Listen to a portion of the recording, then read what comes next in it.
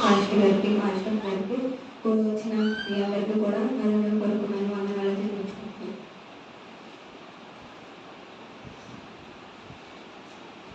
ఇదిగో నీ తల్లి ఇతడే నీ కుమారుడు, కష్టము రానీయకు ఎప్పుడు.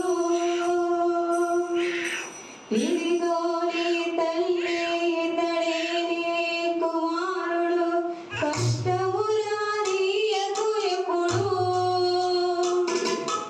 అని శిశువుని తెచ్చావు బాధ్యతను, అని శిశువుని తెచ్చావు బాధ్యతను, తల్లి కుటుంబ బాధ్యతను, తల్లి కుటుంబ బాధ్యతను, పరిశుద్ధతను పరిపూర్ణుడా, ఉన్నతమున సంపన్నుడా, పరిశుద్ధతను పరిపూర్ణుడా, ఉన్నతమున సంపన్నుడా, శ్రేష్ఠుడా, ధ్యానించుకొంటిని శిలువపై పలికిన విలువైన నీ మాటలు. ధ్యానించుకొంటిని శిలువపై పలికిన విలువైన నీ మాటలు. హల్లెలూయా. ఇక్కడ ఆయన శిలువలో పలికిన మాటలను మనం ధ్యానించుకుంటూ ఉన్నాం. ఆయన శిలువలో పలికిన మాటలు ధ్యానించుకోవడానికి మనం చాలా ధన్యత కలిగిన వారుగా ఈ పాట ద్వారా మనం జ్ఞాపకం చేసుకుంటూ ఉన్నాం. ఇక్కడ రెండు మాటలను ఈ సమయం వరకు కూడా మనం విని ఉన్నాం కదండి. మొదటి మాట ఏంటి? తండ్రి వీరు ఏమి చేయించున్నారో వీరు ఎరుగరు కనుక వీరిని క్షమించమని తన ప్రజల గురించి ఆయన అక్కడ మాట్లాడినట్లుగా మనం చూస్తూ ఉన్నాం. రెండవ మాటగా చివరి క్షణంలో రక్షింపబడిన ఆ దొంగను గురించి ఆయన మాట్లాడుతున్నారు. ఏమని? తండ్రి నీ రాజ్యంలోకి వచ్చినప్పుడు నన్ను జ్ఞాపకం చేసుకోమని ఆయన మాట్లాడినప్పుడు నేను నీవు నాతో కూడా పరదేశంలో ఉండు అని ఆయన అక్కడ సెలవిచ్చి ఉన్నారు. ఇక్కడ మూడవ మాటగా మనం జ్ఞాపకం చేసుకుంటే యోహాను సువార్త 19వ అధ్యాయము 26వ వచనం.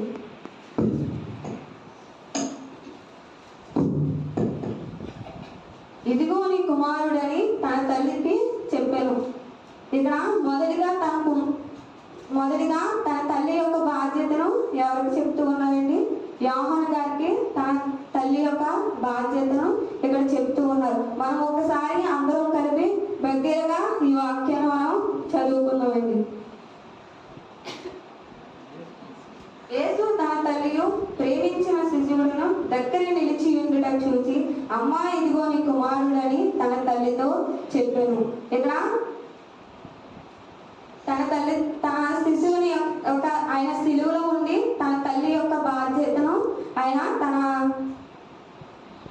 సహోదరుడైన యోహానికి ఆయన అప్పగిస్తూ ఉన్నారు. ఆయన తల్లి అనే మాట యోహాను సువార్తలో ఎందు నిమిత్తం ఆయన ఎన్నిసార్లు అనేది పలికి ఉన్నారో మనం జ్ఞాపకం చేసుకున్నట్లయితే యోహాను సువార్త 2వ అధ్యాయము 4వ వచనం.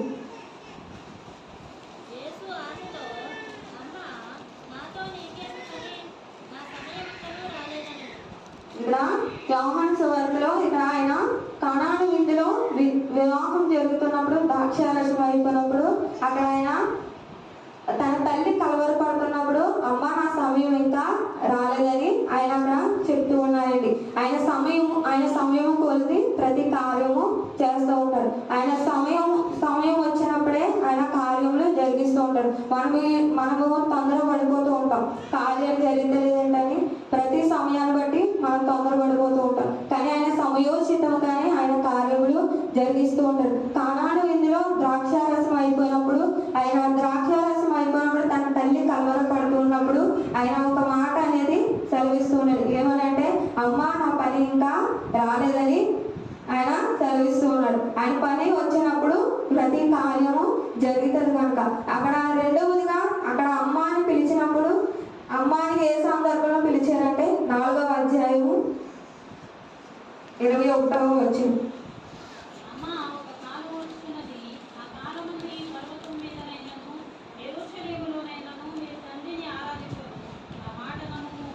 ఇక్కడ అమ్మ నా కాలము వచ్చుచున్నది, ఆ కాలమున పర్వతముల మీదను యెరూషలేములైన మీదనైనను నా తండ్రి ఆరాధింప నా మాటలు నమ్ము. అంటే భయంకరమైన కాలం అనేది ఒకటి వస్తూ ఉంది కనుక, నా కాలము వచ్చుచున్నది కనుక మీరు ప్రార్థించడానికి కానీ యెరూషలేములోకి వెళ్ళడానికి కూడా ఆరాధించడానికి కూడా ఉన్నది కనుక నా మాట నమ్ముడని అక్కడ తన తల్లితో ఆయన చెప్తూ ఉన్నారండి. ఆయన కాలము సమీపించి ఉన్నది. మనం ఈ లోకంలో కూడా చూస్తూ ఉన్నాం, ఆయన కాలము సమీపించి ఉన్నది కనుక, ఆయన సమయము దగ్గర పడుతూ ఉంది కనుక మనం ఏ క్షణంలో కూడా ఎలా ఉంటామో కూడా మనం చెప్పలేని రీతిలో మనం ఉన్నాం కనుక, ఆయన కాలము సమీపించి ఉన్నది కనుక ఆయన ఆరాధించే సమయము, ఆయన మందిరంలో ఆరాధించే గడియలు కూడా మనకు ఉండవు కనుక ఆయన ముందుగానే లేఖనంలో సెలవిస్తూ ఉన్నారు. ఆరాధించే సమయము మీకు ఉండదు కనుక అని నా మాట నమ్ముడని అక్కడ ఆయన సెలవిస్తూ ఉన్నారు. మూడవదిగా చూసుకున్నట్లయితే యోహాను సువార్త 20వ అధ్యాయము 15వ వచనం.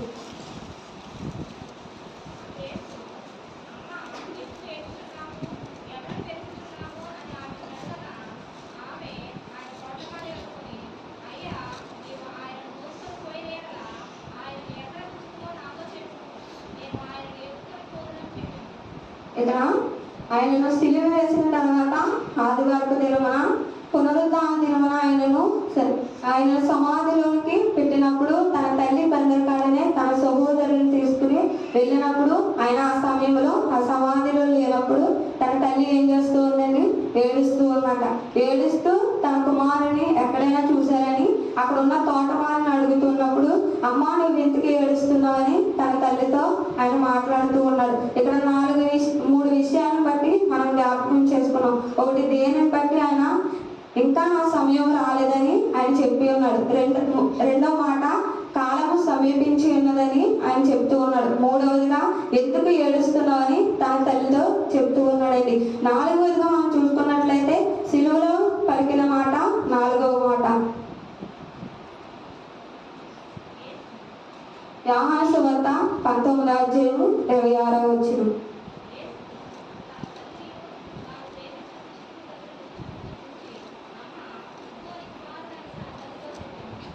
ఇక్కడ అమ్మ అని పిలుస్తూ ఉన్నాడండి. సిలువ మీద ఉండి ఆయనకి ఎంత గాయపడినప్పటికీ కూడా అమ్మ అనే మాట ఎంత తీయగా ఆయన పలుకుతూ ఉన్నారండి. ఇక్కడ మనము అమ్మ అనే మాట మనము లోకానుసారంగా చూసుకున్నట్లయితే ఒక పిల్లవాడు కింద పడిపోయినా ఏదైనా జరిగినా కూడా ఆ కుమారుడు ఏమని అడుగుతాడండి? అమ్మ అనే పలుకుతూ ఉంటాడు. అక్కడ సిలువలో వేలాడదీయబడినప్పుడు కూడా తన తల్లిని అమ్మ అని పిలుస్తూ ఉన్నాడు. అమ్మ అని తన శిశువునికి తన అమ్మ యొక్క బాధ్యతను ఆయన అప్పగిస్తూ ఉన్నాడండి. ఇక్కడ ఉదాహరణకు నేను ఒక విషయాన్ని చెప్తాను, అది రియల్గా జరిగిందే. ఒక తల్లి కష్టపడి తన కుమారుని పెంచిందండి. పెంచి చదివించిన తర్వాత ఆ కుమారుడు ఉద్యోగం చేయడానికి విదేశాలకు వెళ్ళినప్పుడు, విదేశాలకు చిన్నప్పటి నుంచి కూడా తన తల్లి దారాగృహంలో పెంచింది, దేవుళ్ళలో పెంచింది. అలాగే ఉద్యోగం చేయడానికి వెళ్ళినప్పుడు తన కుమారుడు విదేశాల్లో ఉద్యోగం చేస్తూ ఉన్నప్పుడు తన కుమారుడు తన తల్లి లేదు కనుక అక్కడ చెడు వ్యసనాలకు బానిసైపోయి అక్కడ చెడు వ్యసనాలతో పాపం చేస్తూ ప్రతిగా పాడైపోయిన తర్వాత తన కుమారుడు కొన్ని దినములకి ఫోన్ చేస్తూ ప్రతిదినము డబ్బు అవసరమైనప్పుడల్లా ఫోన్ చేస్తూ ఉండేవాడంట. తల్లికి ఫోన్ చేస్తూ డబ్బు అడుగుతూ ఉండేవాడు. ఏది అవసరమైనా తల్లికి ఫోన్ చేస్తూ అడుగుతూ ఉండేవాడు. కొన్ని దినములు గడిచినప్పటికీ తల్లికి కుమారుని చూడాలని అనిపించినప్పటికీ ఆ ప్రదేశానికి తల్లి వెళ్ళినప్పుడు ఆ స్థలము తెలియదు, తనున్న గృహం కూడా తెలియదు. కానీ ఆ ప్రదేశానికి వెళ్ళి తన కుమారుడు ఉన్న స్థలం ఎక్కడ అని అక్కడ ఉన్న వారిని అడిగి తన గృహానికి తను చేరిందంటండి. కానీ ఆ కుమారుడు ఇంటి దగ్గర వెళ్ళకుండా జాబ్కి వెళ్ళాడంట. జాబ్కి వెళ్ళి తల్లి ముందుగానే అక్కడ వెళ్ళిపోయింది. వెళ్ళిన తర్వాత ఆ ఇల్లు చూసినప్పటికీ ఒక పాపపు ఫోటోలు అన్నీ ఇంకా చెడిపోయిన ఒక ఇల్లు ఎలాగైతే ఉంటుందో ఆ గృహం మొత్తం కూడా చాలా భయంకరంగా ఉందట. ఆ తల్లి చూసి చాలా వ్యాధులు పడిందట ఆ గృహాన్ని చూసి. ఎందుకంటే చిన్నప్పటి నుంచి కూడా దేవుళ్ళలో పెంచింది, చిన్నప్పటి నుంచి కూడా దేవుడు భయభక్తిలో పెంచింది కనుక ఇక్కడ ఈ ప్రదేశానికి వచ్చినప్పుడు నా కుమారుడు ఏంటి ఇలా పాడైపోడని తన హృదయంలో బాధపడినాడు. బాధపడిన తర్వాత తన కుమారుడు వచ్చాడు. తన కుమారుడు వచ్చి చూసినప్పటికీ తన తల్లి ఇంటి దగ్గర ఉండడం, తన తల్లి ఇంటికి రావడం ఆ కుమారుడికి తెలియనప్పటికీ ఆ తల్లి ఇంటికి వచ్చి చూసినప్పుడు, ఆ కుమారుడు ఇంటికి వచ్చి చూసినప్పటికీ ఆ తల్లి ఏమి మాట్లాడలేదు, ఏమి గద్దించకుండానే ఉంది. కానీ ఆ కుమారుడు అనుకుంటున్నాడు, నా తల్లి మొత్తం చూసేస్తుంది కదా, నా తల్లి మొత్తం ఇక్కడ ఉన్నదంతా చూపిస్తుంది కదా, రేపటి నుంచి నాకు డబ్బులు అనేవి పంపించడమో నన్ను పట్టించుకోదామో అని ఆ కుమారుడు అనుకున్నాడంట. అనుకున్నప్పుడు కొన్ని దినములు తన తల్లి 2 దినములు ఉన్నాయి తన గృహానికి వాళ్ళని ఆమె వెళ్ళిపోయిందంటండి. వెళ్ళిపోయిన తర్వాత ఆమె వెళ్ళిపోయే ముందు ఒక గిఫ్ట్ అనేది ఒక ప్యాక్ చేసి ఒక ఫోటో అనేది ఆ కుమారుడికి ఇచ్చి వెళ్ళిపోయిందంట. వెళ్ళిపోయిన తర్వాత కొన్ని దినముల వరకు ఆ కుమారుడు అలాగే చెడువ్యసనాలతో బానిసలైపోయి దేవునికి దూరం అవుతూ తల్లికి కుమారుడికి అవసరమైనది తల్లిని అడుగుతూ తీసుకుంటూనే ఉండేవాడు, కానీ దేవునికి దూరం అయిపోయాడు. కానీ కొన్ని దినముల తర్వాత కొన్ని దినములు అదే రీతిగా కుమారుడు అలాగే ఉండిపోయాడు అంట. కానీ కుమారుడు అలాగే ఉండిపోయాడు కానీ కొన్ని దినములకు నా తల్లి ఏంటి నన్ను గద్దించలేదు, ఏమి చేయలేదని, ఏంటి నాకు ఇచ్చిన బహుమతి ఏంటి, నాకు ఇచ్చిన గిఫ్ట్ ఏంటని తన కుమారుడు చూసినప్పటికీ దేవుడు శిలువ మీద వేలాడదీయబడిన ఫోటో ఒకటి తన తల్లి తన కుమారుడికి ఇచ్చిందట. నేను చిన్నప్పటి నుంచి నేర్చుకున్నది ఇదే కదా, కానీ ఇక్కడికి వచ్చిన తర్వాత నేను ఇంటికి ఎలాగ అయిపోయాను అని ఆ కుమారుడు ఆ దినము పశ్చాత్తాపడి తన దేవుణ్ణి క్షమించమని వేడుకున్న తర్వాత తన జీవితాన్ని మార్చుకున్నాడండి. ఇక్కడ మనం ఉదాహరణకు ఏం నేర్చుకున్నామంటే మన తల్లిదండ్రులు కష్టపడి మనకి బోళధనాన్ని అనేది ఇస్తూ ఉంటారు. విదేశాల్లో ఉన్నప్పుడు మనం చదువుకుంటున్నప్పుడు కూడా మనం ఏది కావాలన్నా మన తల్లిదండ్రులు మనకి ఇస్తూ ఉంటారండి. కానీ మనం చేసేది ప్రతిదీ కూడా మన తల్లిదండ్రులకు తెలియదు, కానీ పైన దేవుడు మనల్ని ఎప్పుడు కూడా చూస్తూ ఉంటాడు కదండి. ఇక్కడ అలాగే యోహాను గారు తన తల్లిని ఎంతగా ప్రేమిస్తున్నారంటే అది సిలువ మీద వేలాడదీయబడినప్పటికీ కూడా ఆయన ప్రేమను చూపిస్తూ ఉన్నాడండి. ఇక్కడ యోహాను గారికి తన బాధ్యతలు ఎందుకనేది అప్పగించారంటే కనుక ఆయన సిలువ వేయబడినప్పుడు తన 12 మంది శిష్యులలో కూడా ఎవరు కూడా ఆయనను విడిచిపెట్టారండి. ఎందుకంటే పరిశుద్ధులైన దేవుడినే ఈ రీతిగా సిలువ వేయబడ్డారు కనుక మేమే పాటు వాళ్ళు మమ్మల్ని కూడా ఇలాగే హింసిస్తారేమో అని వాళ్ళు విడిచిపెట్టి వెళ్ళిపోరు. కానీ కష్ట సమయంలో యోహాను గారు దేవుని విడిచిపెట్టలేదండి. కష్ట సమయంలో దేవుడు విడిచిపెట్టలేదు కనుక యోహాను గారు అందరికన్నా ఎక్కువ సంవత్సరములు బ్రతికి ఉన్నారండి. ఆయన 100 సంవత్సరములు బ్రతికి ఉన్నారండి. ఆయన 100 సంవత్సరములు బ్రతికి ప్రకటన గ్రంథమును రాశారండి. పరలోక రాజ్యములు ఏదైతే జరుగుతుందో, పరలోక రాజ్యములు ఏదైతే సంభవిస్తూ ఉన్నాయో, ఏదైతే ఉంటాయో ప్రతిదీ కూడా యోహాను గారికి దేవుడు ముందుగానే చూపించినప్పుడు ఆయన ప్రకటన గ్రంథాన్ని ఆయన రాశారండి. యోహాను గారు యొక్క ఆయన కష్టంలో దేవుడిని విడిచిపెట్టలేదు. మనకి వచ్చిన కష్టాన్ని బట్టి మనకు వచ్చిన కష్టంలో దేవుడిని విడిచిపెడుతూ ఉన్నామా, మనకు వచ్చిన కష్టాన్ని బట్టి దేవుడిని ప్రేమిస్తూ ఉన్నాం అనేది మనము జ్ఞాపకం చేసుకోలేదు. ఈ 12 మంది శిష్యులు కూడా విడిచిపెట్టేశారు. కష్ట సమయంలో ఆయన విడిచిపెట్టేశారు. ఆయన తోడు లేకుండా ఆయన చేసిన ప్రతి కార్యాన్ని వాళ్ళు చూశారు.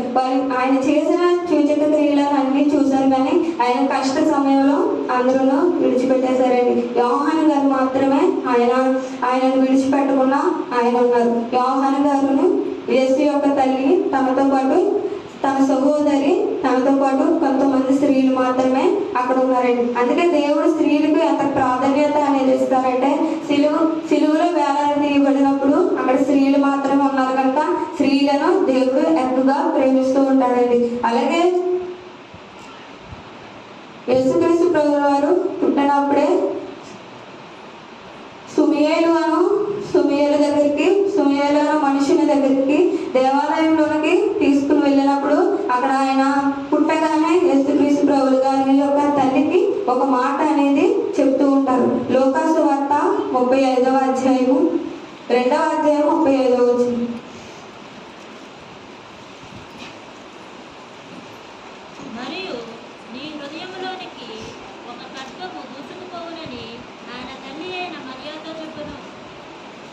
మరియు నీ హృదయంలోనికి ఒక ఖడ్గము దూచుకుని పోవాలని తన తల్లి అయిన మరియతో చెప్పాను. ఇక్కడ యేసు ప్రభు గారు పుట్టినప్పుడు సుమియేలు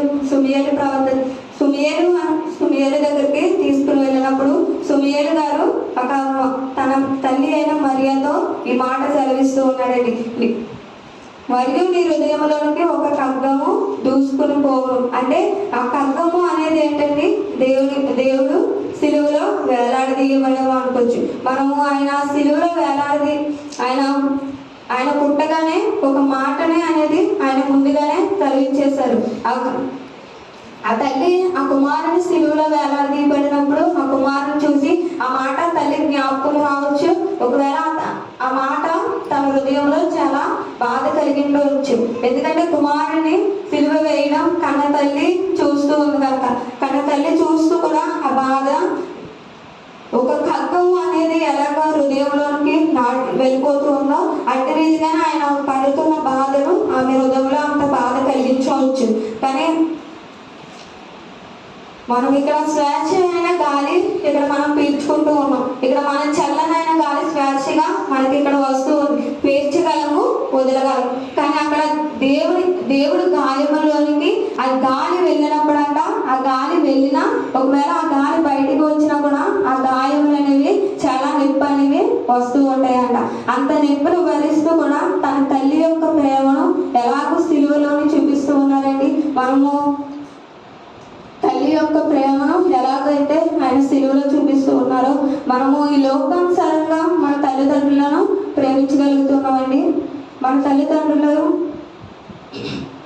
తల్లిదండ్రులను ప్రేమించేవారుగా మనం ఉండాలండి. ఈ లోకానుసారంగా మన తల్లిదండ్రులు మనల్ని ఎంతగానో మనల్ని కష్టపడి పెంచుతూ ఉన్నారు. వాళ్ళ కష్టాలని మనం చూస్తూ ఉన్నాం కనుక వారిని ప్రేమించేవారుగా మనం ఉండాలండి. ఇక్కడ నీ తల్లిని నీ తండ్రిని సన్మానించుమని అక్కడ సెలవిస్తూ ఉన్నాడు. నీ తల్లిని నీ తండ్రిని సన్మానించుమంటే సాలువాలు కప్పేసి దండలు వేసేసి అనేక విధాలుగా చేయడం కాదు. కానీ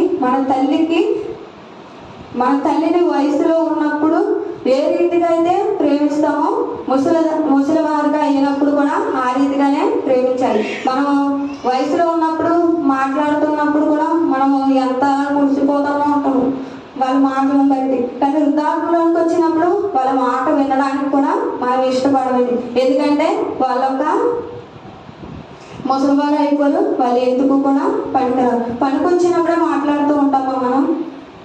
పనికి రాలేనప్పుడు కూడా వాళ్ళు ముసలివారుగా ఉన్నప్పుడు అంటే మనం చిన్నప్పటి నుంచి కష్టపడి పెంచారు కనుక మనల్ని వాళ్ళని ప్రేమగానే చూసుకోవాలండి.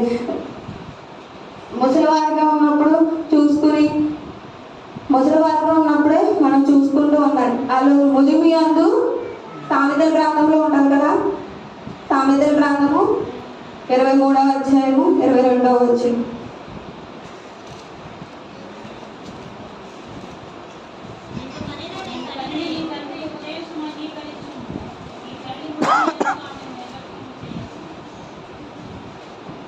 ఇక్కడ నీ తల్లి ముదిమి అందు ఆమెను నిర్లక్ష్యం చేయదు. ముదిమి అందు అంటే ముసలితనమందు ఆమెను నిర్లక్ష్యం చేయకూడదు. వయసు ఉన్నప్పుడు ఆమె కష్టపడగలదు, వయసు ఉన్నప్పుడు తన పని తను చేసుకోగలదు. కానీ ముసలితనం అయినప్పుడు ఆమె తన పని చేసుకోలేదు. వాళ్ళ స్వభావం ఎలా ఉంటుందండి? చిన్నపిల్లల స్వభావం వలె వాళ్ళు ఉంటారు.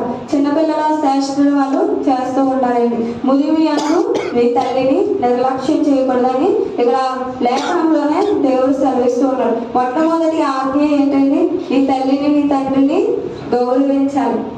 నీ తల్లిని నీ తండ్రిని గౌరవించాలంటే మనం గౌరవించగలుగుతున్నామండి. ఈ లోకంలో మన తల్లిదండ్రులను ఒక ఫంక్షన్కి వెళ్ళామంటే మన తల్లిని మన తండ్రిని గౌరవించాం. ఎందుకంటే వాళ్ళు జ్ఞానం చేస్తూ ఉంటాం. ఎందుకంటే వాళ్ళు మన స్థాయికి వాళ్ళు సరిపోరు కనుక, మన స్టైల్గా వాళ్ళు సరిపోరు కనుక వాళ్ళని మనం గౌరవించలేం. ఎక్కడైనా మనల్ని జ్ఞానం చేస్తూనే ఉంటాం. ఇప్పుడు కొంతమంది కుమార్తెలు ఏం చేస్తూ ఉన్నారండి? తన తల్లిని అవమానపరుస్తూ ఉంటున్నారు. తన తల్లిని కొట్టేవారు కూడా ఉంటారని బైబిల్ గ్రంథంలోనే సెలవిస్తూ ఉన్నాడు. నిర్గమకాండంలో ఆయన రాసి ఇచ్చారండి. తల్లిని కొట్టకొని అంటే మన తల్లిని కొట్టేవారుగా ఉన్నామని దేవుడు ముందుగానే రాసి ఉంచాడు. ప్రతిదీ కూడా దేవుడు ముందుగానే రాసి ఉంచాడు. ఎందుకంటే మనం ప్రతిదీ కూడా ఆ రీతిగానే చేస్తాం కనుక. మనం తల్లిని కొడుతూ ఉన్నామంటే మనం ఏ స్థాయికి ఎదిగిపోయామండి. మన తల్లి కష్టపడి మనల్ని పెంచి పోషించి ఎంతో ఎందాక ఆమె ఎంతో కష్టపడుతూ మనల్ని పెంచుతున్నప్పుడు మన తల్లి యొక్క కష్టాన్ని మనం జ్ఞాపకం చేసుకుంటున్నామండి. ఒక ఉద్యోగ స్థాయికి వెళ్ళామంటేనే మన తల్లిని మనం మర్చిపోతూ ఉంటాం. ఒక పెద్దవాళ్ళు అయిపోయామంటేనే మన తల్లిని మర్చిపోతూ ఉంటామండి. తల్లి ఒక స్నేహితురాలుగా మనం చూసుకుంటూ ఉండాలి. తల్లి మన స్నేహితురాలకి ఎలాగైతే ప్రతి ఒక్క బాధని ఎలాగైతే ఎవరికి చెప్పలేని కూడా స్నేహితులకు చెప్తూ ఉంటారంట. ఆ రీతిగానే మన తల్లి కూడా ఒక స్నేహితురాలుగా ఉండాలండి. ఇక్కడ సామెతల గ్రంథము 20వ అధ్యాయము 20వ వచనంలో చూసుకుంటే,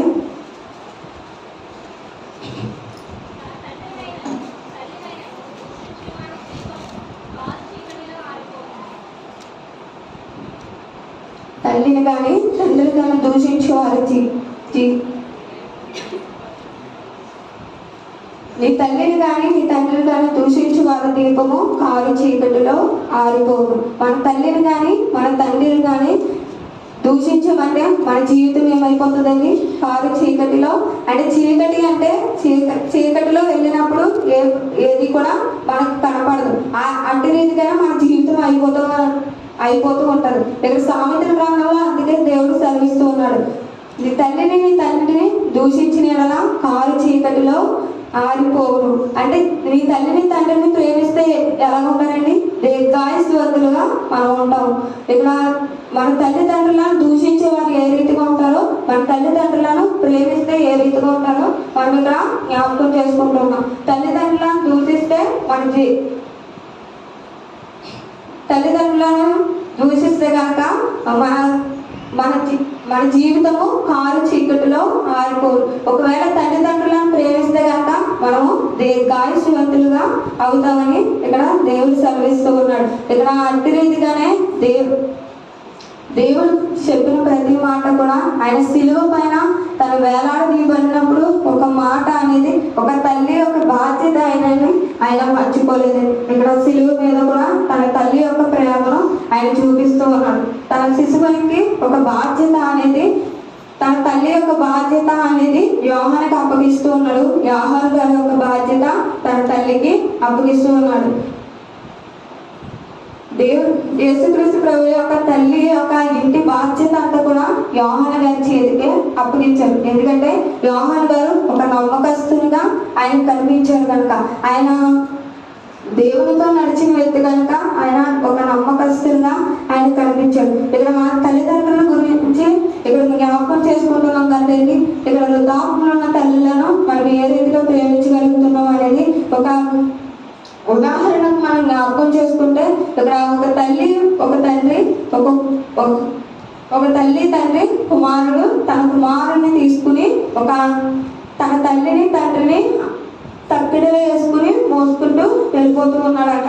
వెళ్ళిపోతూ అడుగు ప్రాంతం మధ్యలోకి వెళ్ళిన తర్వాత వాళ్ళని విడిచిపెడదామని ఆ తల్లిని తండ్రిని తక్కిడిలో వేసుకుని మోసుకుంటూ వెళ్ళిపోతున్నప్పుడు, తన సగం దూరం మోసుకుని వెళ్ళిపోతున్నప్పుడు అడవి మధ్యలోకి వెళ్ళిన తర్వాత తన తల్లిని తండ్రిని అక్కడ విడిచిపెట్టేసి, ఆ తక్కిడితో పాటు అక్కడ విడిచిపెట్టేసి తన కుమారుని తీసుకుని వచ్చేస్తూ ఉన్నాడట. వచ్చేస్తూ ఉన్నప్పుడు తన మధ్యలో తన కుమారుని ఆపి, డాడీ ఒకసారి ఆగు అని వెనక్కి వెళ్ళి అలా తాతయ్య నాన్నమ్మ దగ్గరికి వెళ్ళి అక్కడ ఉన్న తక్కిడిని తీసుకుని మళ్ళీ వచ్చేసాడంట కుమారుడు ఆ తక్కిడిని తీసుకుని వచ్చేసినప్పుడు ఆ కుమారుని అడుగుతూ ఉన్నాడంట, ఎందుకమ్మా ఇది మళ్ళీ తెస్తున్నావు అని అడుగుతున్నప్పుడు, నీకు అమ్మకు కూడా ఇది పనికొస్తుంది కదా డాడీ అని చెప్తూ ఉన్నాడంట.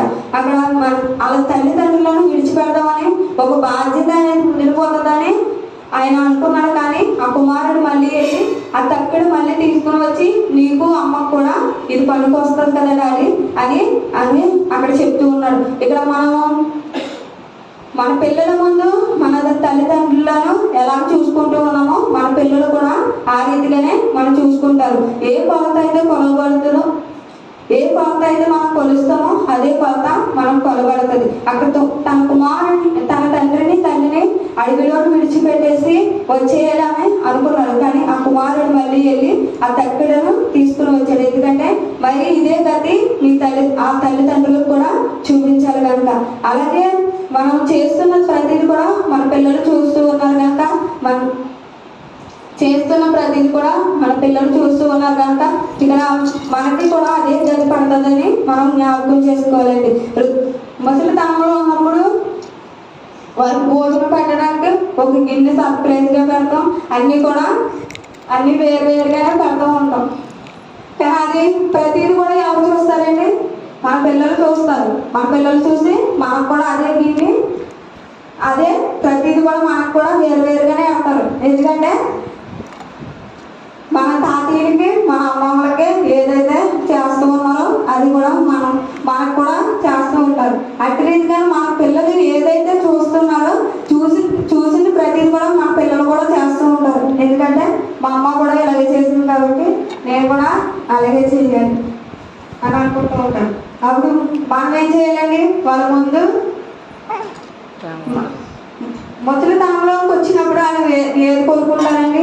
మంచిగా మాట్లాడటము, ప్రేమగా చూసుకోవడము, చివరిగా అయ్యే వాళ్ళు కోరుకుంటారు. ఎందుకంటే కష్టపడి అన్నీ చేసిన తర్వాత మనకు ఆస్తినిచ్చి అంతస్తునిచ్చి మన దేవుని ఆశీర్వదిస్తాను కదండి మన తల్లిదండ్రులకి. ఆ ఆస్తి అనేది మనకు వచ్చింది. ఆ ఆస్తిని బట్టే కదా మనము ఇక్కడ ఆశీర్వదించబడ్డాం. ఆ ఆస్తిని బట్టే కదా మనం దీవించబడ్డాం. ఆ ఆస్తిని బట్టే కదా మనం ఆశీర్వదించబడం. కనుక మన తల్లిదండ్రులు ఏ ఆస్తిని అయితే పొందుకున్నారో అది మనకి వాళ్ళు ఇచ్చిందే కనుక వారు కష్టపడితేనే కానీ వారికి అది రాలేదు. అది కష్టపడడానికి దేవుడు ఆరోగ్యం ఇచ్చారు. కష్టపడి అది ఆస్తిని సంపాదించిన తర్వాత మనకు ఒక ఆస్తి అనేది ఇచ్చినప్పుడు మనల్ని ముసలి వాళ్ళు అయిన తర్వాత అలా విడిచిపెడుతూ ఉంటాం. అలా ముసలి వాళ్ళు అయినప్పుడు మనం విడిచిపెడుతూ ఉంటాం. వాళ్ళ హృదయం ఎంత బాధపడుతుందండి? చాలా వ్యాధులు పడుతూ ఉంటారు కదా. నా కుమారుని చిన్నప్పటి నుంచి ప్రేమగానే చూసుకున్నాను. నా కుమారునికి అన్నీ కూడా ప్రేమగానే ఇచ్చాను. ఏది కావాలన్నా ఇచ్చాను, ఏది కావాలన్నా ఇచ్చాను, ఎక్కడికి తీసుకెళ్ళమన్నా తీసుకెళ్ళాను. కానీ నేను ఇలాగే చూసుకుంటున్నానేంటి అని వాళ్ళు పైకి చెప్పలేకపోయినప్పటికీ కూడా ప్రేమగానే వాళ్ళు మాట్లాడతారు. కొన్ని విషయాల్లోని ముసలి వాళ్ళు ఏం చేస్తారండి? తల్లిదండ్రులుగా కోడలు కానీ కూతురు కానీ ఏం పెట్టకపోయినా కూడా ముసలి వాళ్ళు ఏమంటారండి?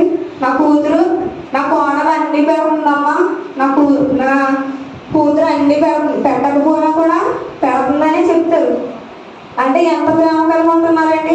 ఎక్కడ కూడా కోడలు వేళన చేయకూడదని, కూతుర్ని వేళన చేయకూడదని మాత్రమే వాళ్ళు చూస్తారండి. ముసలితనంలో అంత ప్రేమ కలిగి ఉంటున్నారంటే వాళ్ళ ప్రేమను మనం ఎలా చూసుకోగలుగుతున్నామండి? పసిపిల్లలు ఏం చేస్తారండి? చిన్నప్పుడు ముద్దుగా మాట్లాడుతూ ఉంటారు. వాళ్ళు మాట్లాడే ముద్దు మాటలు మాకు ఎంత ముద్దు వచ్చేస్తూ ఉంటాయో. అలాగే మన ముసలి వాళ్ళు కూడా చివరి క్షణంలో కూడా మాట్లాడతారు. ఎలాగంటే నా ఆస్తి అక్కడ ఉందమ్మా, నా డబ్బులు ఇక్కడ రాశాను, అక్కడ రాశాను అని మాట్లాడతారు. అవి మాట్లాడి ప్రతి మాట వింటాం. కానీ మనం ప్రేమగా చూసుకున్నా కూడా వస్తూ ఉంటుంది. ఇక్కడ మన తల్లిదండ్రులను ప్రేమించేవారుగా మనం ఉండాలి. మనం తల్లిదండ్రులని ఎలా ప్రేమిస్తున్నామండి? ఆయన సిలువలో వేలాడదీయబడినప్పుడు కూడా ఆయన ప్రేమగానే మాట్లాడుతూ ఉన్నారు. తన తల్లి బాధ్యతను ఎక్కడైనా మర్చిపోయారండి? ఇవి కనింది నన్ను ఆయన విడిచిపెట్టేశారండి. ఆయన 33 సంవత్సరములు ఆయన తన తల్లిని చూసిన తన 33 సంవత్సరములు ఆయన పని చేస్తున్నప్పటికీ కూడా తన తల్లి యొక్క బాధ్యతలు చివరి క్షణంలో కూడా మర్చిపోలేదండి. చివరి క్షణంలో కూడా మర్చిపోకుండా ఆయన ఎంతగానో తన తల్లిని ప్రేమిస్తూ ఉన్నారు. తన శిశువునికి తన తల్లి యొక్క బాధ్యతను అప్పగిస్తూ ఉన్నాడండి. మనం ఈ లోకంలో జీవిస్తున్న మనము మన తల్లిదండ్రులను ప్రేమించగలుగుతున్నామా? మన తల్లిదండ్రులను చూసుకోగలుగుతున్నామండి. ఇక్కడ ఒకరి తల్లి ఆదరించినట్లు నేను మిమ్మల్ని ఆదరిస్తానని ఇక్కడ దేవుడు సెలవిస్తూ ఉన్నారు. ఒక తల్లి మనల్ని ఎలాగైతే ఆదరిస్తూ ఉన్నారో తన కౌగిలిలో మనల్ని చేర్చుకుని తన గుండెలకు హత్తుకుని ఏ బాధ కలిగినప్పటికీ కూడా మనల్ని ఆయన తన తల్లి యొక్క గుండెలకు హత్తుకుని ఎలాగైతే మనల్ని ఆదరిస్తూ ఉందో ఆదరిస్తూ ఉన్నాం. దేవుడు కూడా ఒకరి తల్లి ఆదరించినట్లు నేను మిమ్మల్ని ఆదరిస్తానని ఇక్కడ ఆయన సెలవిస్తూ ఉన్నారు. మనం దేవుని యొక్క ఆదరణ పొందుకునే వారుగా మనం ఈ లోకంలో జీవిస్తూ ఉండాలి. మన వయసు వచ్చిన తల్లిదండ్రులను మనం చూస్తూ ఉండాలి, వాళ్ళని ప్రేమగా చూసుకుంటూ ఉండాలి. మన తల్లిదండ్రులను నిద్దురుపు పెట్టేవారుగా మనం ఎంత మాత్రంగా ఉండకూడదు. సామెతల గ్రంథంలో మన తల్లిదండ్రుల గురించే అనేక మాటలు రాసి ఉంచారండి. మన తల్లిదండ్రులను ఏ రీతిగా ప్రేమించగలుగుతున్నాం, వాక్యాన్ని చదువుతున్న మనము, వాక్యాన్ని వింటున్న మనము మన తల్లిదండ్రుల పట్ల ఏ ప్రేమ కలిగి మనం జీవించగలుగుతున్నాం, వృద్ధాప్యంలో ఉన్న తల్లిలను ఏ రీతిగా మనం ప్రేమించగలుగుతున్నాం. యోహాను తన బాధ్యతను నిర్వహించాడు, ఎందుకంటే యోహాను దేవునితో నడిచాడండి. యోహాన్ని ముందుగానే సిద్ధపరిచాడు. అలాగే ఒక ప్రవక్త తర్వాత ఇంకో ప్రవక్తను సిద్ధపరచుకుంటేనే వెళ్ళారండి. మోషే గారు ఎవరిని సిద్ధపరిచారండి? యెహోషువ గారిని సిద్ధపరిచారు. యెహోషువ గారు ఎవరిని సిద్ధపరిచారు? కాలేబు గారిని సిద్ధపరిచారు. అలాగే ఒక ప్రవక్త తర్వాత ఇంకో ప్రవక్తను సిద్ధపరచుకుంటూనే వెళ్ళారు. కానీ ఇక్కడ యేసుక్రీస్తు ప్రభువు వారు యోహాను గారిని సిద్ధపరిచారు తన బాధ్యతను అప్పగించడానికి. యోహాను గారు ఒక నమ్మకస్తునిగా దేవునికి కనబడ్డారండి. అక్కడ ఆయన నమ్మకాన్ని బట్టే తన కుటుంబం యొక్క బాధ్యతను, తన తల్లి యొక్క బాధ్యతను కూడా ఆయన అక్కడ అప్పగించినట్లుగా మనం చూస్తూ ఉన్నాం. ఇక్కడ మనం బ్రతికున్నంత కాలం కూడా మనం పట్టుకుని వెళ్ళేది ఏది ఉండదండి. మన తల్లిదండ్రులను ప్రేమగా చూసుకుంటూ మనకున్న ఆస్తిలోనే మన తల్లిదండ్రులను వాళ్ళు బ్రతికున్నంత కాలం కూడా మనం సంతోష పెట్టేవారుగా మనం ఉండాలండి. కనిపిస్తున్న తల్లిదండ్రులను మనం చూసుకోకపోతే కనిపించలేని దేవుని మనం ఎలా ప్రేమించగలుగుతున్నామండి? కనిపిస్తున్న తల్లిదండ్రులకే మనం విధేయత కలగలేకపోతే మనం కనిపించలేని దేవునికి మనం ఏ విధేయత కలిగి మనం జీవించగలుగుతున్నామని, మనం బ్రతికి ఉన్నంత కాలము కూడా దేవునికి విధేయత కలిగిన వారుగా, మనం బ్రతికి ఉన్నంత కాలం కూడా దేవుని యొక్క ప్రేమను పొందుకున్న వారుగా, దేవుని ప్రేమ ఎప్పటికీ విడిచిపోలేదు. ఇక్కడ తల్లి అనే మాట ఉంటే మనం జ్ఞాపకం చేస్తూ ఉన్నాడు, కానీ అక్కడ సహోదరులు కూడా ప్రేమ కలిగి ఉన్నారు. సహోదరుల మీద కూడా ప్రేమ కలిగి ఉంటున్నాడు. ఆయన స్త్రీలను ఎంతగా ప్రేమిస్తూ ఉన్నాడంటే, స్త్రీలు ఆయన సిలువ వేయబడినప్పుడు, ఆయన సిలువ వేసిన సమయంలో స్త్రీలు మాత్రమే అక్కడ ఉన్నారు. అందుకే స్త్రీలకు అంత ప్రాధాన్యత అనేది దేవుడు అక్కడ ఇస్తూ ఉన్నాడు. స్త్రీలను ప్రేమిస్తూ ఉన్నాడు ఆయన. అక్కడ మనం బ్రతికి ఉన్నంత కాలం కూడా దేవునికి విధేయత కలిగి వారుగా మనం జీవిస్తూ ఉన్నప్పుడు మన తల్లిదండ్రులను సన్మానించే వారుగా మనం ఉండాలి. మనం తల్లిదండ్రులను ప్రేమించే వారుగా ఉంటే దీర్ఘాయుష్వంతులు అవుతూ ఉంటాం. మన తల్లిదండ్రులను మనం ప్రేమించే వారుగా ఇక్కడ మనం బ్రతికి ఉన్నప్పుడు తల్లికి ఒక భోజనం అనేది పెట్టరు, కానీ చనిపోయిన తర్వాత దిన కార్యక్రమాలు ఘనంగా చేస్తూ ఉంటారు. బ్రతికి ఉన్నప్పుడు కొంచెం ఆహారం పెడితే నేను సుఖంగా ఉంటాను కదా, నేను కష్టపడకుండా తినేయచ్చు కదా అని తల్లి అనుకుంటుంది. వండుకోకుండా ఎవరైనా పెడితే తిందామని తల్లి అనుకుంటుంది. కానీ మనం ఏం చేస్తామండి? ఒక ముద్ద అయినా కూడా తల్లికి పెట్టం. అప్పుడు చనిపోయిన తర్వాత చేస్తామండి, దినాలు ఘనకార్యంగా చేస్తూ ఉంటాం. ఈదులో ఊరంతా కూడా చెప్పుకుంటేలాగా చేస్తూ ఉంటాం. ఉన్నప్పుడు చూడలేని జీవితము లేనప్పుడు ఎలా చూడగలుగుతామండి? ఉన్నప్పుడు చూడలేని మనుషులను మనం చనిపోయిన తర్వాత ఎలా చూస్తామండి? మనము వృద్ధాప్యులను తల్లిలను మనం ప్రేమించే వారుగా మనం ఉండాలి. ఇక్కడ సిలువలో ఆయన అదే చెప్తూ ఉన్నారు. తన సిలువలో వేలాడదీయబడినప్పటికీ, ఆయన మరణానికి దగ్గరగా ఉన్నప్పటికీ కూడా తన తల్లి యొక్క బాధ్యతను ఆయన మర్చిపోలేదు. ఆయన కొలనాల చేత కొట్టింపబడినప్పటికీ, చేతుల్లో గాయాలు వేసినప్పుడు, కాళ్ళలో మేకులు వేసినప్పుడు కూడా ఆయన తల్లి యొక్క బాధ్యతను ఆయన మర్చిపోలేదు. మనం ఈ లోకానుసారంగా మన తల్లి యొక్క బాధ్యతను మనం మర్చిపోకూడదండి. వారి మరణం అయ్యేంత వరకు కూడా తల్లి యొక్క బాధ్యత మనది.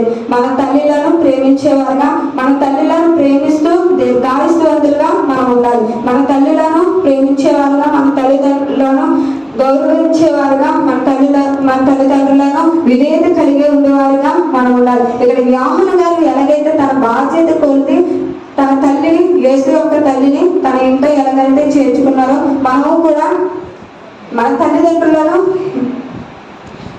మన తల్లిదండ్రులను ప్రేమించి మన తల్లిదండ్రులను మన ఇంట చేర్చుకుని ప్రేమగా చూసుకుంటూ యోహాను గారు ఎలాగైతే నమ్మకస్తులుగా దేవునికి ఎలాగైతే కనిపించానో మనము కూడా నమ్మకస్తులుగా దేవునికి కనబడుతూ మనం దేవునికి తన తల్లి మీద ఏ రీతిగా ప్రేమ కలిగి ఉన్నారో మనం కూడా అదే రీతిగా ప్రేమ కలిగి లోకంలో జీవిస్తూ మనం మన తల్లిదండ్రుల పట్ల విధేయత కలిగిన వారిగా ఉండాలని ఈ కొద్దిపాటి మాటలు దేవుడు దీవించిన వారు.